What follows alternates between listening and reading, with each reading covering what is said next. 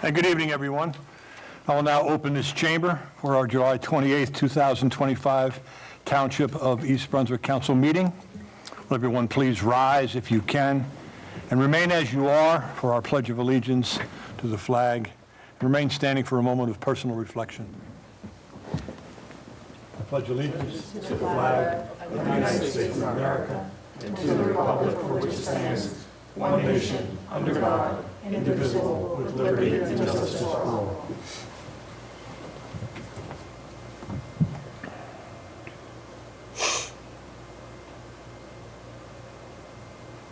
Thank you.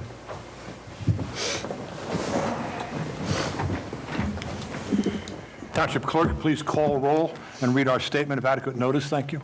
Councilman Bahal? Here. Councilman Wendell? Here. Councilwoman Winston? Here. Councilwoman Zambicki? Absent. And Council President McAvoy? Here. Also present, Administrator Joseph Cuscolo? Here. And Township Attorney Joseph Palumbit. Here. Adequate notice of this meeting has been provided as required under Chapter 231, Public Law 1975, by specifying the time, date, location, and to the extent known, the agenda, by posting a copy on the bulletin board located in the main lobby of the East Brunswick Municipal Building, providing a copy to the Home News Tribune and the Asbury Park Press newspapers, posting a copy on the Township's website, and by filing a copy in the office of the Township Clerk, which will be entered into the minutes. Thank you. Council, you have before you Resolution 25-253, adopting the meeting minutes from our July 14th council meeting. May I have a motion to approve? So moved. A second? Second. Is there a need for a correction or clarification to these minutes? Please call roll. Councilman Bahal? Yes. Councilman Wendell? Yes. Councilwoman Winston? Yes. And Council President McAvoy? Yes. Council, I have a Resolution 25-254, accepting the retirement of Robert McDonald. May I have a motion to accept? So moved. Second? Second. Councilman Wendell, Thank you. would you do the honors and read our resolution into the record? Mr. McDonald, Ms. Sandler, anybody want to join? Dawn, you want to come up?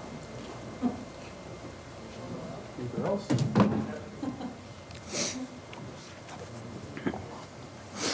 And I have a son, too. He gets lost in the mix. Oh, I didn't even see him there. I didn't even see him there. But listen, this is truly an honor for me. Rob and I grew up together. We played football at St. Bart's Buffalo since we were, I don't know, Yeah. way high, and went to school together. And to be honoring him with this resolution tonight moves me, and it's a great honor for me to be reading this for him and his family. We have Resolution 25-254, resolution honoring and accepting the retirement for Robert McDonald. Whereas Robert McDonald submitted written notification to the Township of East Brunswick that he will retire from the East Brunswick Sewage Authority effective August 1st, 2025, which is this week. And whereas Robert McDonald began his career with the East Brunswick Sewage Authority on July 5th, 1988, he assumed the role of sewer utility technician in 2017 and was later promoted to sewer service worker 3, equipment operator in 2021, a position from which he will retire effective August 1st, 2025. Whereas throughout his 37 years of service to the township, he has demonstrated exemplary characteristics to the Township of East Brunswick through his work ethics, dedication, leadership, team spirit, and enthusiasm to his duties. Now, therefore, be it resolved by the Township Council of the Township of East Brunswick that Robert McDonald's retirement is hereby accepted with an effective date of August 1st, 2025. Be it further resolved by the Mayor and Township Council of the Township of East Brunswick that they hereby extend their sincere and grateful appreciation to Robert McDonald for his 37 years of dedication and outstanding service to the Township of East Brunswick. Congratulate him as well as well-earned retirement and wish him happiness and good health in his years to come. I would also like to indicate that Rob ran the park ranger program as the head park ranger for 32 years. 32 years. So, you know. Started the park ranger program. He was out there, as I was involved in youth sports, he was out there all the time, putting the guys together, and that would monitor events, monitor the parks, and all of that, and, you know, which was probably a job that was thankless, but gave him a lot of It gave exposure. Gave back to Exposure. the community. Yeah, I a always lot of use it that way. exposure. Gave back to the community a lot. And I'd always see him directing traffic somewhere. Yeah. Parking cars. But, Rob, congratulations. Jimmy, thank you.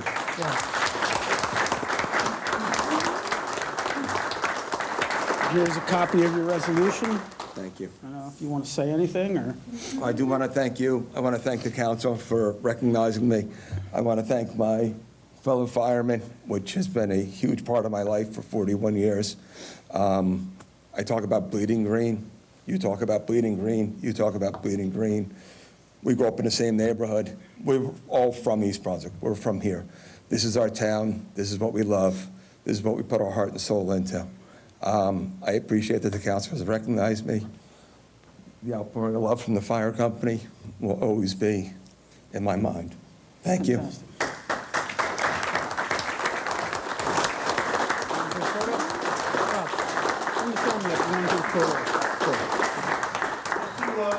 photos of some family. Okay. And then we'll bring all the firemen up for the firemen. Behind you, Joe. Bring up those grandbabies. Thank you. Thank you.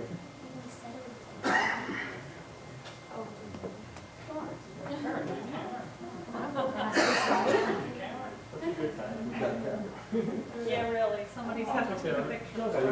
Yep, yeah. Yeah, feel free. Okay.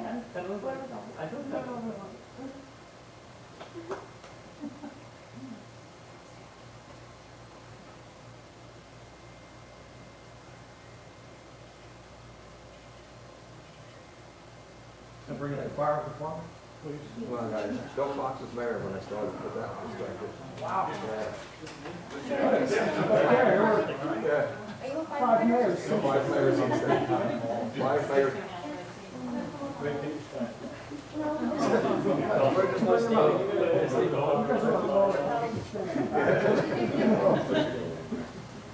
Yeah. How about we do 2 rows, otherwise we're not going to. Short people in the front, short people.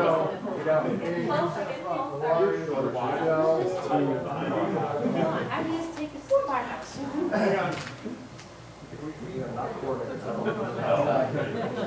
Could you push that over Some on this side. Just on this side, and if there's only 2 on the other side too.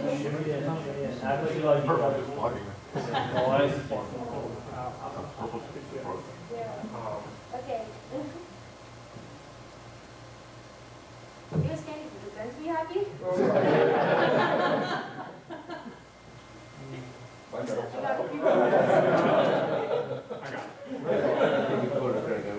You do.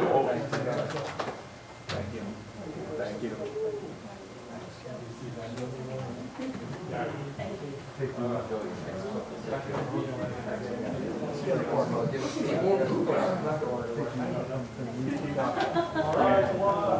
Good seeing you. Enjoy your night. Yeah, thanks a lot. We're good.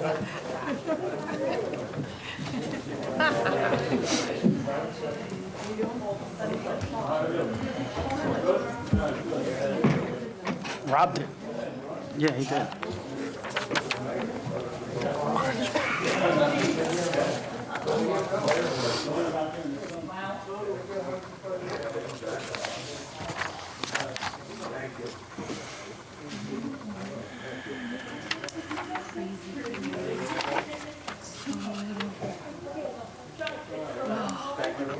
Okay, Rob. Take care, Rob.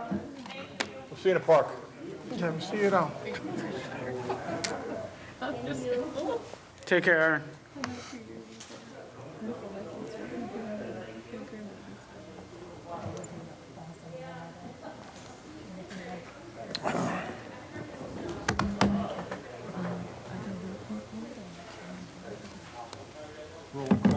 Did we do, for McDonald's? We didn't do roll call? Check. We're all in favor. Keith said yes to every, all. All right, everybody in favor of that one, give me an aye. Aye. The ayes have it, thank you. Council, at this time, we will receive a presentation from Mr. John Farina regarding the 2024 municipal audit. Mr. Farina, the floor is yours. Thank you, Mr. McAvoy, and thank you to all the council members for having me here tonight to present the results of the 2024 audit of the Township of East Brunswick. Before I get started, I always like to start these presentations by thanking and acknowledging the client staff for their cooperation during the audit. I look back, we used a file sharing software to gather all of our information that we need for the audit. Angel and her team started uploading documents, I think it was February 10th, and I think the last date was June 28th that we received something on that file sharing system. So over 4 months of back and forth providing documentation for us for the audit. And I had a little extra time today, so I looked and it was over 1,500 documents were provided for the audit. So really just want to throw that number out there because we are the auditors, that's what we do, but during the audit, the client has to go over and above their normal duties to help us get the job done. And they're really very responsive here and get us stuff quickly. And it's good information when we do get it. So that should be noted. Happy to report that the audit was completed on June 30th. That was the deadline for municipal audits this year. And the township earned an unmodified opinion on the audit, which is the highest level of opinion that we are allowed to give. Just to give you a little background on what we do during the audit, we focus on internal controls. Internal controls are systems in place that provide assurance that the information put into the accounting software is good. There's proper approvals, the numbers are right, the dates are right, the accounts are right. We test a lot of areas of internal controls, and I'm happy to report there was no major issues in any of the areas we tested this year, and which was a big contributing factor to the unmodified opinion. Also, as part of our audit, we do what's called a single audit, which arises if there's a certain level of federal and state spending. This year, we had to test both federal money and state money because each had over $750,000. We tested the American Rescue Plan money as well as that was the federal side, and on the state side, we tested the DCA money related to the ice rink. And happy to report no instances of noncompliance were found when we did our test work. As far as the financial results go of the audit, you have in your hand. Strong results again this year. Current fund balance increased by about $5 million this year. You have 5 utility funds. With the exception of the parking utility, all the other funds operated at a profit this year. The parking utility did break even, but it required a contribution from the current fund as well as American Rescue Plan money to break even. So overall, very good audit. Again, the highest level of opinion we could give, and great job to everybody. So I'll open it to any questions anybody may have. All right, I'll just take the bull by the horn. And Angel, if you feel the need to chime in on this, please do. The one thing that I cannot do, Mr. Farina, is tell you what page I'm on because there are no page numbers. Maybe that can be they can rectify that for next year. We could do that.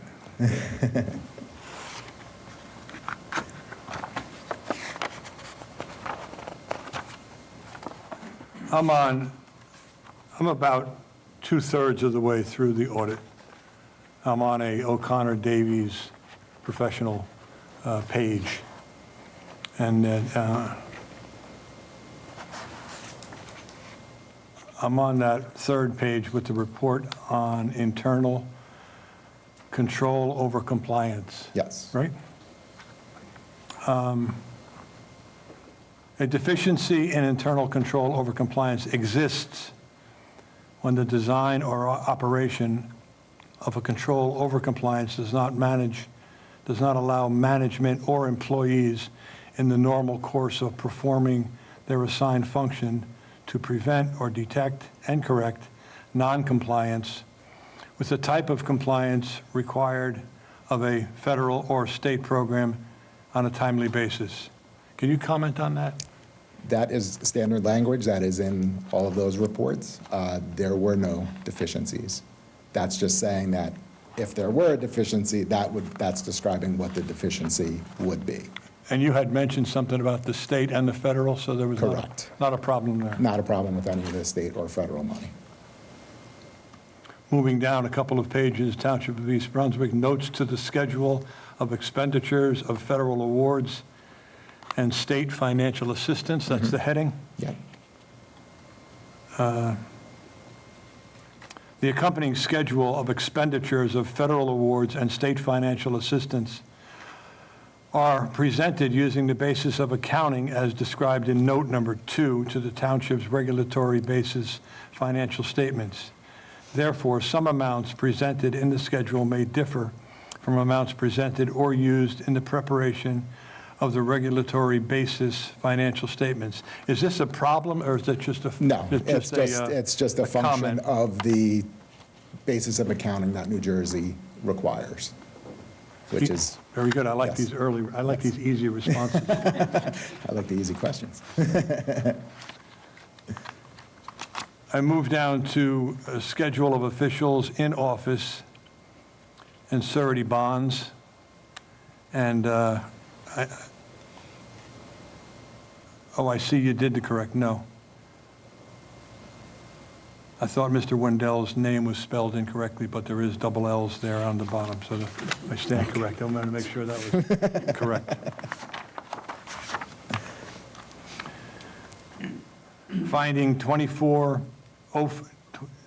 finding number 2004-001. During the audit of procurement documentation, we identified one of 10 purchases tested that required competitive quotations from the local public law contracts, parentheses, NJSA, blah, blah, blah, close parentheses. The township did not obtain the minimum written quotations. Can you explain this, and is this a problem? Local public purchasing law requires that if anything, a purchase is over the quote threshold, which is 15% of the bid threshold, that you're required to get quotations, not formal bids. You don't have to advertise, but you should reach out to multiple vendors to get prices.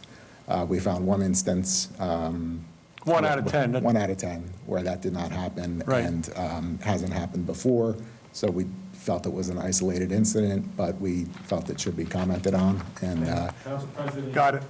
If you refer to your resolution tonight, Resolution 25-255 is a resolution with a corrective action plan on how to remedy that in the future.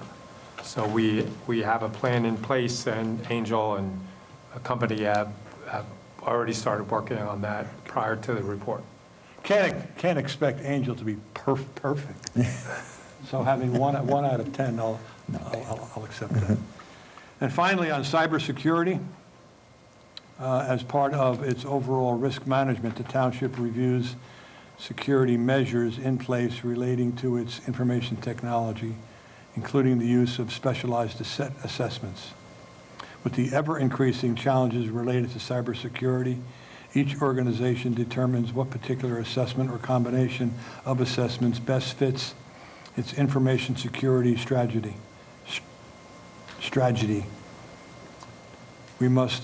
We suggest management continue to assess risks related to cybersecurity along with the utilization of specialized assessments, which would also include a periodic reporting mechanism to those charged with governance.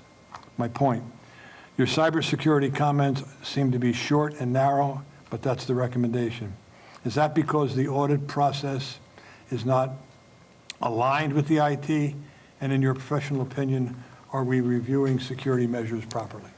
yes, we are. We include that blurb in all of our audits just because of lately there's been a lot of issues with specifically ransomware with government entities.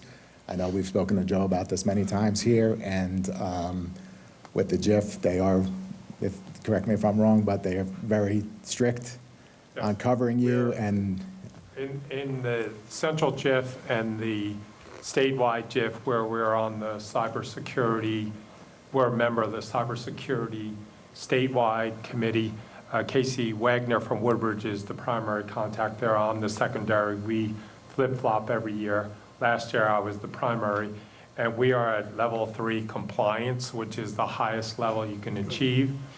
D2 is the company we utilize to do testing throughout the year. So more than just once a year, they do quarterly emails that we send out that actually are checking to make sure that people are following the guidelines. And as you all know, once a year, you got to take that wonderful cybersecurity class that everybody just loves to do. It's a requirement at the first level that all employees do that 1-hour training every single year. So we're not only at level 1, we're at the highest of the compliance level, which does, if we did have an event, reduce our deductible down very low. If you're not in compliance, you're looking at high deductibles as insured by the cyber JIF. The interesting thing about the cybersecurity, and I've chatted with counsel about this, is there's always something new you can learn on that level. And sometimes, especially this year, it could be a bit scary. yes. Especially for the layman who is reading this information and saying, oh, I remember that. And then the warning light goes off and like, whoa, whoa. So that's why I brought it to your attention to make Yes, sure. and that's not it's not a formal it's not a recommendation at all. It's just pretty Right. much a suggestion. Keep doing what you're doing in this case. Because Actually, we're finding more and more official business being trapped by the spam catchers and the junk email catchers and put into the junk or spamware files. And we're finding that some of the people then have to call us and said, we sent you an email a week ago, 2 weeks ago, we haven't heard back from you, and they're not on our trusted email list. So we do take this very serious. And partly to your credit is you have funded those efforts to replace routers and hubs and all the software and keep us up with the proper levels of Windows. And as you know, in October, you have to be Windows 11, which is a huge expense to go from Windows 10 to 11, and we're headed in that direction. We'll be full compliant by October. I think a lot of towns may be vulnerable if they don't get that update done. And then just the final comment is, when we receive this, it's sort of like, oh, you gotta be kidding me. Because it's time, and we are elected officials and we are paid officials, and it is our responsibility to make sure that we have our due diligence completed. Thank you very much, Mr. Frank. thank you very much, everyone. Have a great night.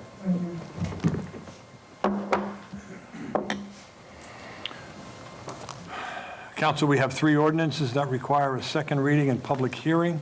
Will Township Clerk please read ordinance 25-25? An ordinance of the Township of East Brunswick, amending ordinance number 24-35, fixing the grades, classifications, and grades, and compensation of employees of the Township of East Brunswick, covering the United Services Workers Union, Local 255, IUJAT, formerly MEA. I have a motion to approve So moved. and a second. Second. Council comments? I'll now open this matter to the public. Does anyone wish to speak on this matter only? I'll close the public portion. Township Clerk, could you please read ordinance number 25 hyphen, I'm sorry. Oh, roll call. Going a little quick there. Councilman Bahal? Yes. Councilman Wendell? Yes. Councilwoman Winston? Yes. And Council President McAvoy? Yes. And Ms. Lawful, will you please read ordinance 25-26? An ordinance of the Township of East Brunswick, amending ordinance number 24-36, fixing the grades, classifications in grades, and compensation of employees of the Township of East Brunswick, covering the Professional Managers Association, PMA, executive staff, and confidential employees. Motion to approve. And a second? Second. Thank you. I'll now open this matter to the public for comment. Anyone wishing to speak on this matter and this matter only?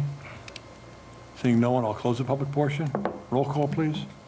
Councilmember Hall? Yes. Councilman Wendell? Yes. Councilwoman Winston? Yes. And Council President McAvoy. And yes. And the third of these ordinances, the Township Clerk, would you please read ordinance 25-27? An ordinance of the Township of East Brunswick, amending ordinance number 24-37, fixing compensation for temporary, part-time, and seasonal employees for the year 2025. May I have a Motion motion to approve? So moved. And a second? Thank you. Now open this matter to the public for comment. Seeing no one, I'll close the public portion. Roll call, please. Councilmember Hall? Yes. Councilman Wendell? Yes. Councilwoman Winston? Yes. And Council President McAvoy. Yes. Well, I'll move on to our reports section. Our business administrator, Mr. Criscuolo.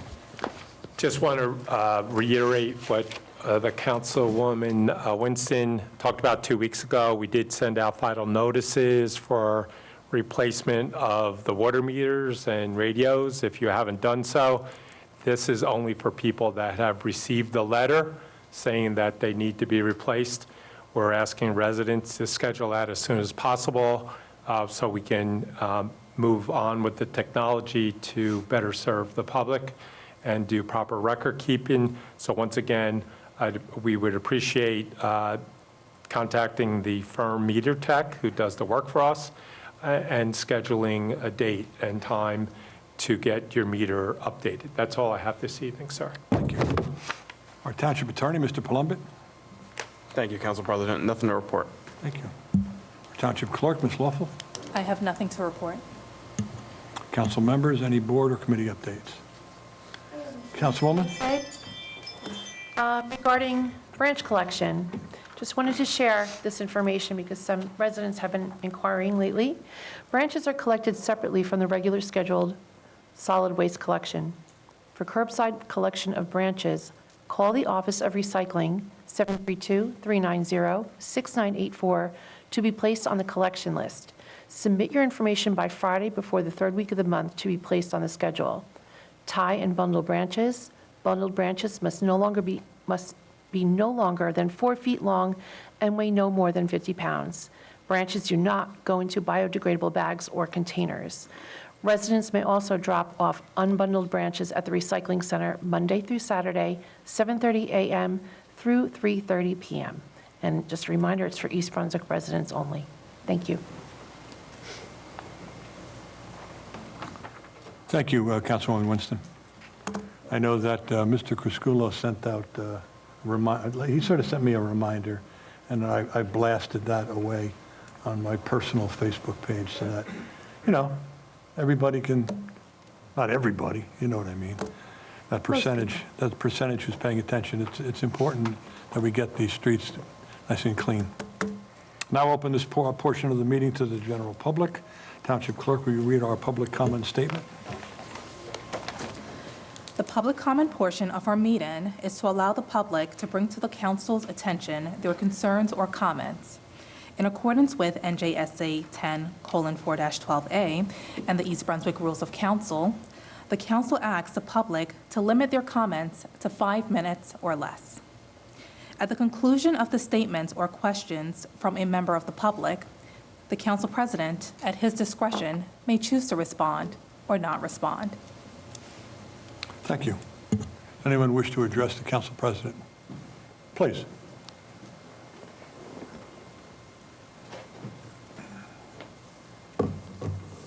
Anthony Sorciello, longtime resident. We're down a couple tonight. I hope they're going to watch. One was my teacher. The other one I pump iron with sometimes. Can we get your name and address? On Dunham's, Anthony Sorciello. I've got baseball. Oh, but you're here. Yeah, I've known him since I was her age. They have the same birthday. I've got 4 matters I want to bring up. One's actually a question, but the first one is Crystal Springs. I'm a former employee. We used to be open till 8 every night. It's 93 degrees out right now. The place was never designed well, but there is a way to go half-staff if you really wanted to keep it open so that people could go swimming in the evening hours when it is still very muggy out in this town, as we all know. We all, suffer through this, but without the pool opening till 8, like, people are just going to want to, build pools if they can. That's more wasted water.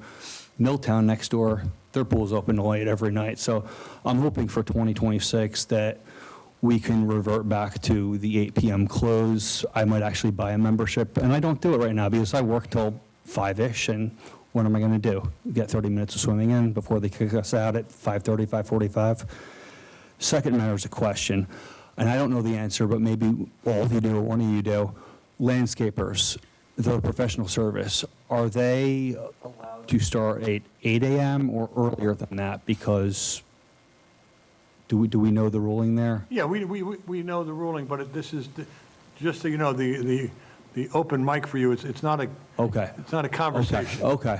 So I will, Mr. Crisculo, can we find that information on the Yeah, township website? they're allowed to start at 7 a.m. weekdays, just like construction, and Okay. 8 a.m. on Saturdays. There we go. Okay, if that's allowed, then I wasn't sure. I thought it was 8, but they're blowing at 7 a.m., and that's pretty early. It's not like we have a full house for Yeah. question and answers. Okay. That's why within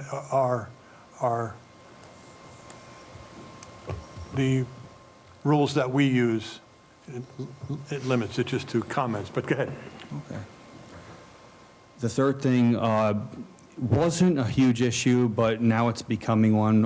In many roads in this town, the yellow median lines, they haven't been repainted, especially on Church Lane, Fresh Ponds, over at the Jug Handle near Care One and Kaylin Dance Studio.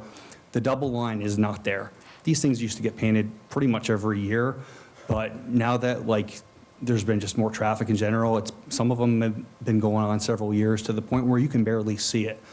Last week, I almost had a head-on collision on Church Lane because the girl crossed the line by 3 feet that she couldn't see. But I mentioned Church because back in like early May, a lot of the road got patched up. And I figured, okay, maybe in a week or two, they're going to paint it. It's been going on 3 months. So, it's all over town. Some spots better than others. Fern Road is fantastic. Every road should look as good as Fern, in my view. But we got to have more paint on the roads. It's just not safe. And along with that, there's a couple spots where there might be some missing signs, like a do not enter. But the yellow paint, it's a small deal until it's not. When you have a head-on or someone gets in an accident that could be significant or worse.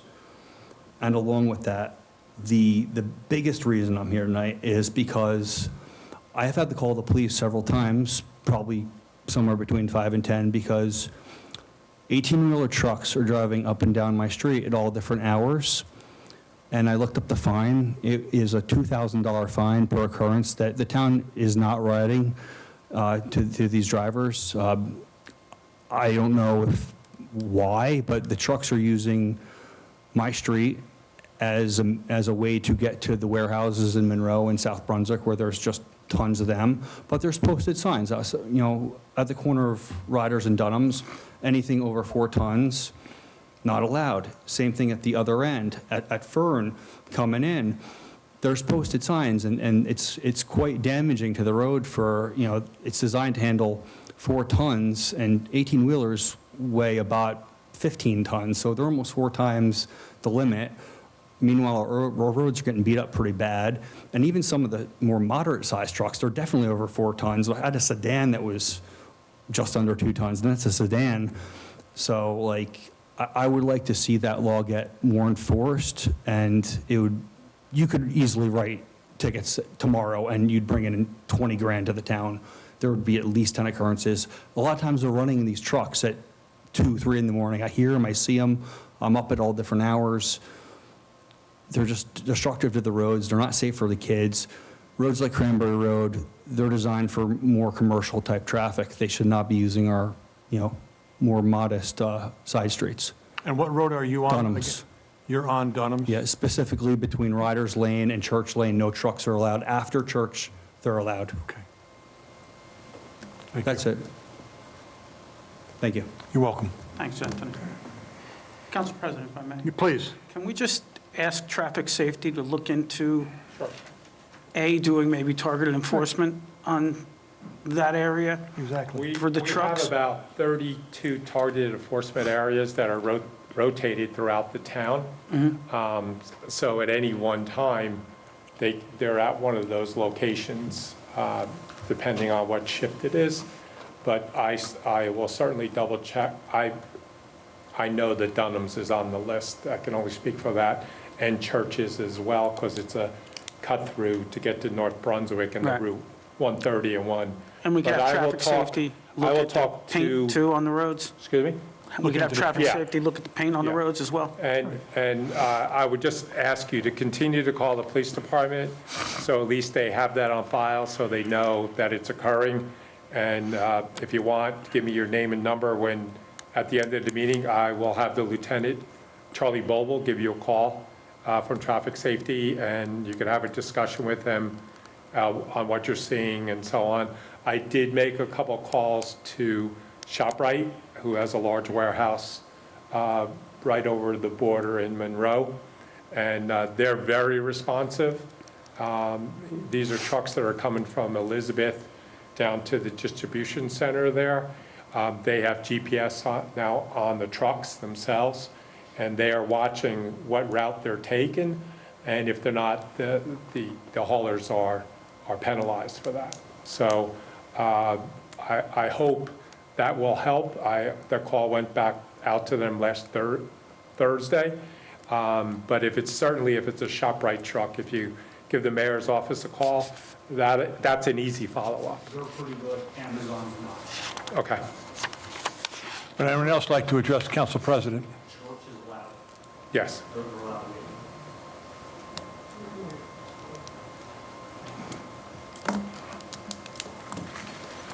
Joseph Schmidt, Lois Avenue, East Brunswick. This is about the meters that are being sent out to get replaced. I had mine replaced in 2019, approximately, I don't remember exactly. And so it's a pretty new one. And there's an issue with the more modern ones. There are a couple different problems with it. But I was talking to Harry Glazer today. He's in Highland Park. I think he's an advocate for he's appointed somehow as an advocate in the government for the town council about people. And there was a whole thing in Highland Park about those new meters, that there might be an issue with Shabbos and using the meters, because he can get into more details about it if he wants to talk about detail about it.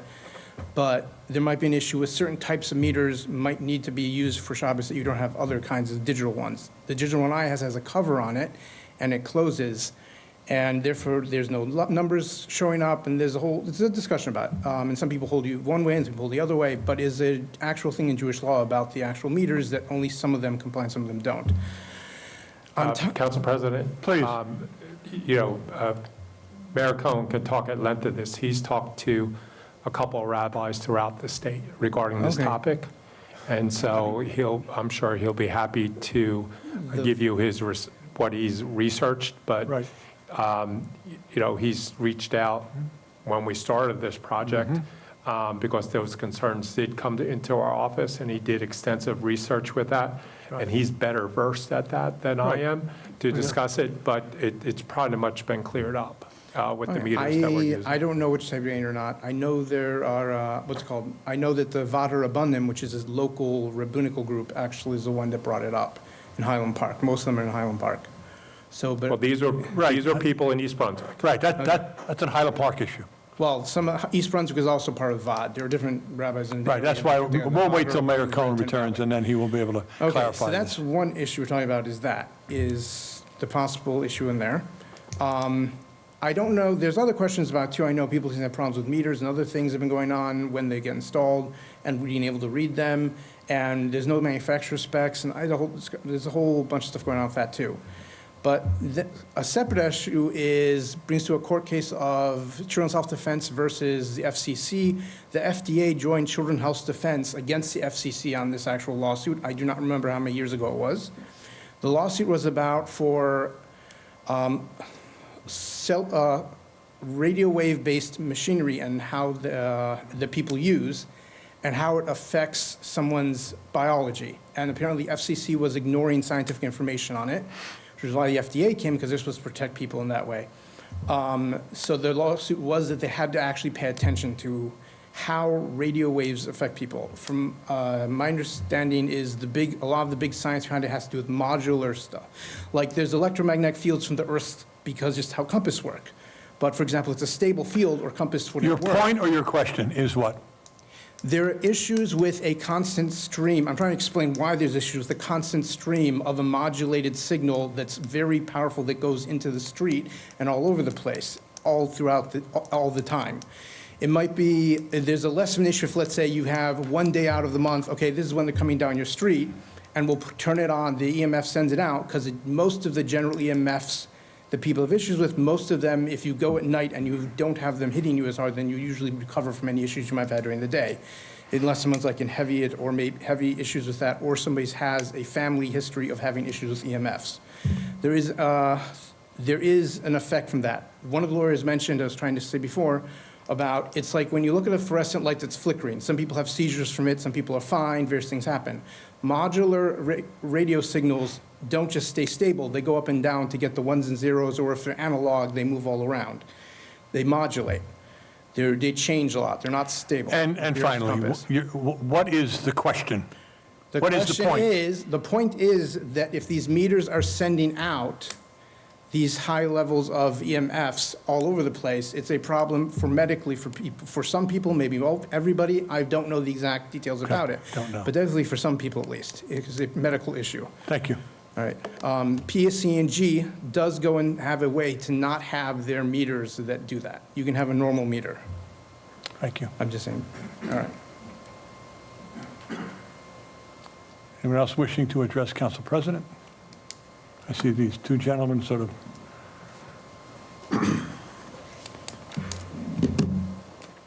Good evening, members of the council. My name is Zahid Mahmood, and I am a resident living on Tall Oaks Drive. I'm here this evening to address the very purpose of public comment following a recent call to restrict speech in this chamber. I believe it was the last meeting. First, a dangerous precedent is set when we mislabel principled political speech as hate speech. When our neighbors come to this podium to speak about the actions of a foreign state, citing international human rights reports on war and the devastating humanitarian crisis, they are not attacking people for who they are are questioning policy. That is not hatred, that is conscience. This leads directly to the core issue, the town's sister-city relationship. The argument has been made that this partnership is merely cultural and educational. But an official partnership is never neutral. It is a political act.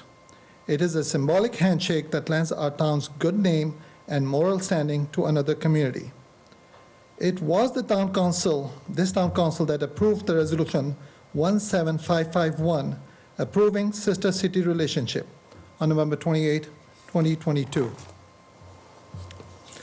Therefore, when residents learn of a humanitarian crisis involving the nation where our sister city is located, it is not only their right, but arguably their responsibility to come here and ask, does this official handshake still represent the values of East Brunswick? That question is not a distraction. It is the very definition of township business. It is a profound question of policy, principle, and a town's character. To suggest that residents should remain silent on this matter is to ask them to ignore their conscience in the name of civility.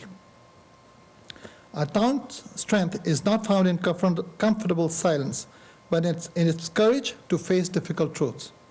I urge you to recognize this discussion for what they are, a legitimate and necessary debate about our town's official policies and what we stand for as a community.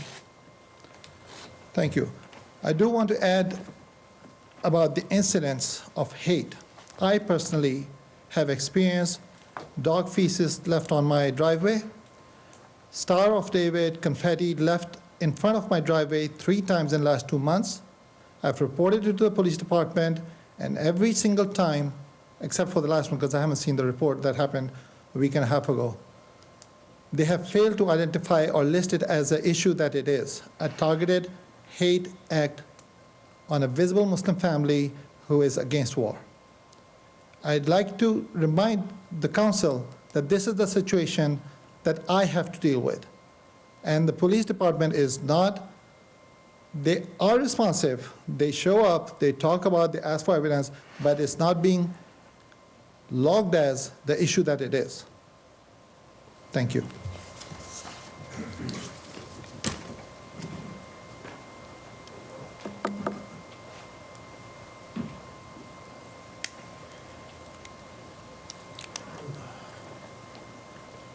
Council, Mr. President, first thing, we're going to lose a 7-Eleven on Riders Lane and Summerhill Road. That's closed now.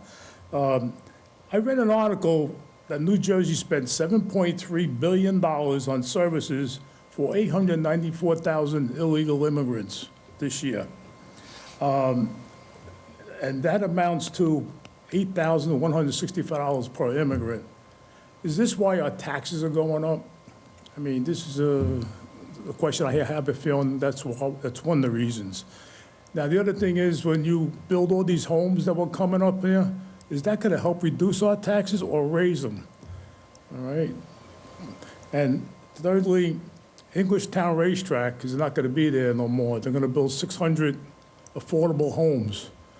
I have friends in that area, and right away they says, oh, my taxes are going to go up. That's what I want to know, if it's a reason.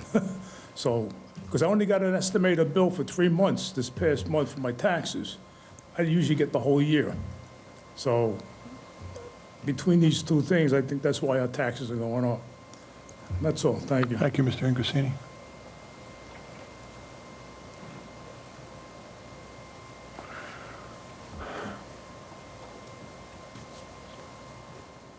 Kevin Sexton. Your address, Mr. Sexton? In case we need to contact you. I'm a resident of the town, sir. You want to leave it at that? Yes, sir. Okay. Good evening, Council President. First, I want to acknowledge how lucky we are to live in this town. Our street was recently paved, and Mr. Kipp and his team did an excellent job keeping residents informed. The Waste Department sent trucks back immediately when they missed our street, and I can't say enough good things about our police department. Our township employees really are a tremendous asset to this town and our residents. I did want to address a few things. A few weeks ago, my wife called me while driving home. She was sitting at Delight on Route 18 in Titus by the new apartments. Our infant son was in the back seat. She was afraid. She didn't know what to do. An individual was walking down the row of cars and kicking at them while screaming. While it's easy to dismiss this as an emotionally disturbed person, imagine her fear. Imagine my unease. Just last week, as I was at the Auto Zone on Route 18 across from Irwin's school at around 8 p.m., as I pulled into the parking lot, I encountered what appeared to be hundreds of people spinning their wheels, blasting music, and drinking in the parking lot. When I entered the store, it was packed. I saw an individual enter the store, gather a large amount of merchandise from the shelves, look around, and then depart without paying. When I asked the cashier if he saw him, he said yes, but he was too busy to do anything. When I asked if these car meets happen often, he said that they do. We are currently raising the 4th generation of my family here in this town.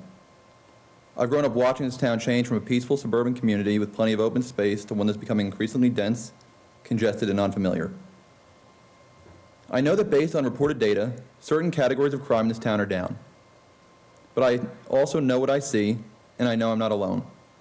Today, what many of us are experiencing is something that doesn't show up in official statistics. A rise in quality of life issues. More panhandling, more shoplifting, more loitering, more visible homelessness. These things may not get logged into crime databases, but they're changing how safe and connected people feel in this town. And we have to ask, why now? The answer seems increasingly tied to how we're building. The shift towards large-scale apartment developments may meet housing obligations, but it's also eroding our town's cohesion. High-density apartments, especially those built without corresponding investment in infrastructure, green space, or community programs, often result in less interaction between neighbors, less accountability, and less shared identity. People live next to each other, but not with each other. An elected township official recently said at an event that he was tired of hearing residents complain that the township is not what it was 30 or 50 years ago. I resent that. Residents are allowed to be upset. East Brunswick doesn't feel the way it used to, and that's not nostalgia. It's about planning decisions that are reshaping our town's character in ways that deserve more scrutiny. There are members of this council that, like myself, have been here for generations.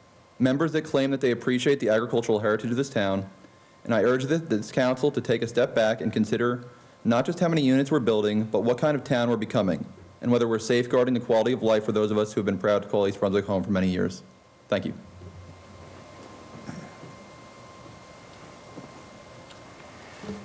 Anyone else wishing to speak to the council president? Seeing none, I'll close the public portion.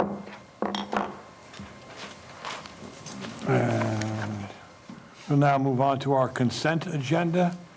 Motion approved. A second on that, please? Second.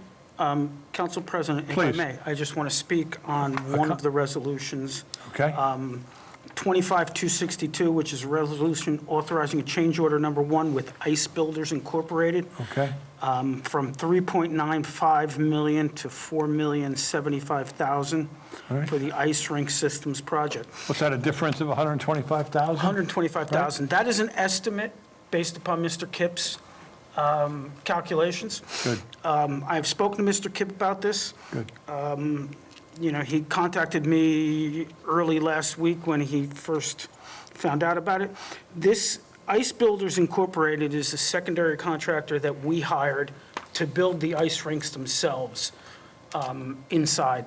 And what is going on here is on one of the rink areas, we have a need to remove fill material, recompact, and add new fill material, and that's what this is for.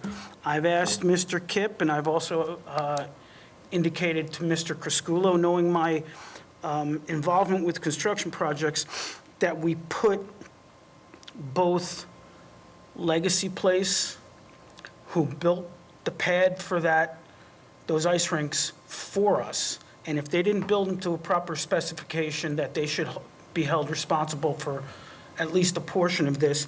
I've also indicated that we should put Terminal Construction, which is the general contractor who worked with machines on top of those ice areas and should have had them protected in such a way that it didn't deteriorate the compaction.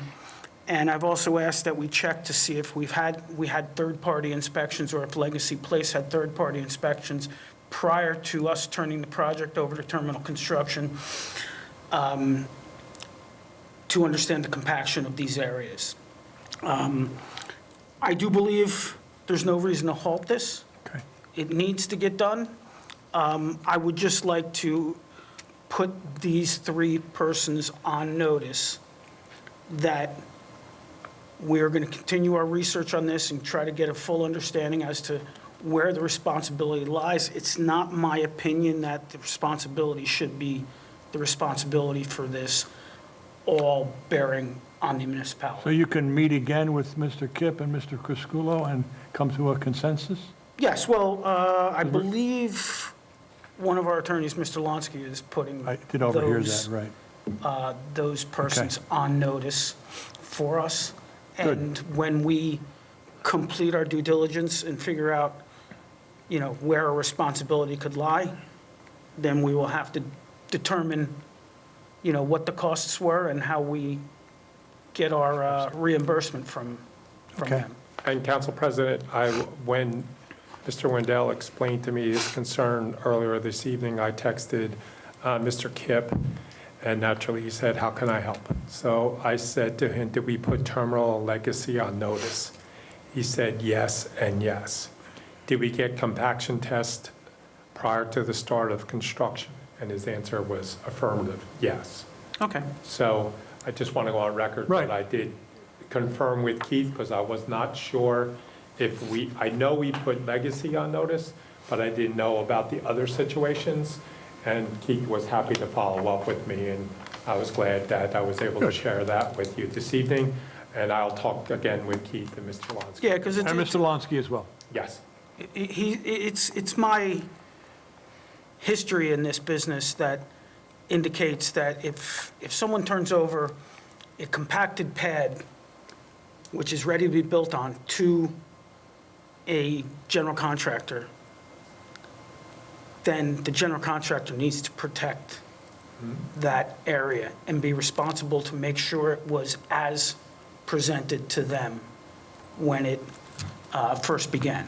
So, you know, I just didn't want it to go unnoticed or undiscussed, and make sure that we put those people on notice so that they're aware that we don't feel that we bear the sole responsibility for this. Got it. Roll call? Councilmember Hall? Yes. Councilman Wendell? Yes. Councilwoman Winston? Yes. And Council President McAvoy? Yes. Council, we have an ordinance 25-28 for introduction. Township Clerk, would you please read? An ordinance of the Township of East Brunswick, County of Middlesex, State of New Jersey, amending Chapter 228, zoning of the Township Code of the Township of East Brunswick. Can I have a motion to approve and a second? Second. Do we need any clarification or comments from, would you take care of that? Thank you, Council President. Just real quick, a few weeks ago, you adopted an amended massage establishment ordinance. With that, we did some zoning changes. In making those zoning changes, we actually made the prohibited use, made the normal massage establishment a prohibited use in several zones. So what we're doing is we're correcting that. We're changing it back to massage parlor, which has a specific definition under the zoning ordinance, and it's different than the massage establishment that we have in our newest massage establishment ordinance. Clarify, that's good. Yes. Roll call, please. Councilmember Hall? Yes. Councilman Wendell? Yes. Councilwoman Winston? Yes. And Council President McAvoy? Yes. For the good of the cause, I think I just would like to shout out to the East Brunswick VFW Post, right? 133 for organizing and running their annual 5K event this past weekend. Tommy Coolhill, whose personality and name often surfaces during our meetings. Him and his fellow members and sponsors, especially East Brunswick Education Association, we greatly appreciate all of their work. Those in favor of adjournment, please signify with an aye. Aye. The ayes have it. Good night, everyone.